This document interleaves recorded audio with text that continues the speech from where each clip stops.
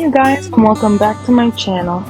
So if you're new here, I've been doing some medical receptionist videos in the past for a while now, and they're actually like the most viewed videos on my account. So since people found use to them, since people like to see my advice, I am going to continue it. And this is obviously not the same role, but with the experience that I've gained and with the knowledge that I've gained through changing roles, occupations, I know that I could definitely help someone out there. So if you're interested, definitely keep on watching. So rule number one, or let's say advice number one that I would give you guys, is to protect yourself in the medical field. And what I mean by that is name people if they tell you what to do, whether it is change or make an appointment, whether it's to delete a photo off a patient's chart, send over a fax with patient information on it, leave a record of every voice message you leave for a patient, calls you may make that are awaiting a response, just to dot your T's, protect yourself, and have a note to go back to in case someone asks you a question. You always want to have the answer in the medical field, especially when it has to do with someone's health and you're involved.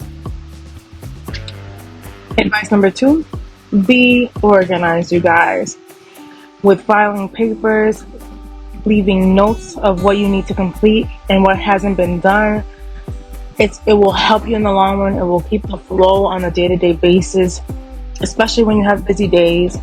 Try to memorize the doctor's schedules if you have multiple doctors, depending on where it is you work.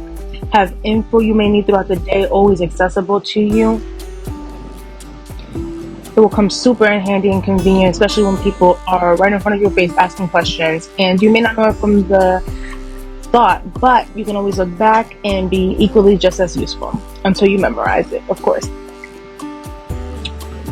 Advice number three, when answering phone calls, always be professional. Always be direct and prepared to transfer to the correct person if need be. Always be honest. If you don't know an answer, say, can I place you on a brief hold until I find out the answer for it? Simple as that.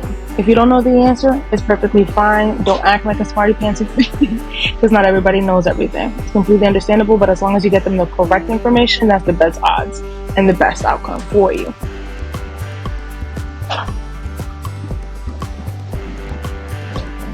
Advice number four, when presenting information to a tech, scribe, manager, doctors, whatever it is, always provide details. Examples would be the MRN number for example, a patient's name, date of birth, the reason for why they're calling, specific question they may have, a callback number, and so forth to answer any questions they may need to provide you with an answer.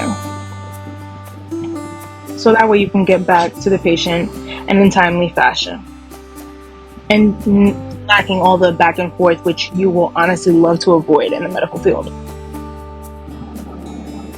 Advice number five, when scanning documentations, any documents you may receive into a patient's chart, be aware of what it is that you are doing. Verify the date of birth, verify the name, double check, triple check yourself. There is never any loss with doing that. Verify an address if you have to just ensure that the wrong info isn't scanned into another patient's chart and creates an even bigger issue for you in the future. That's always what you're trying to avoid. Dot your T's. What is it? Something I's. Y'all know which channel I'm talking about.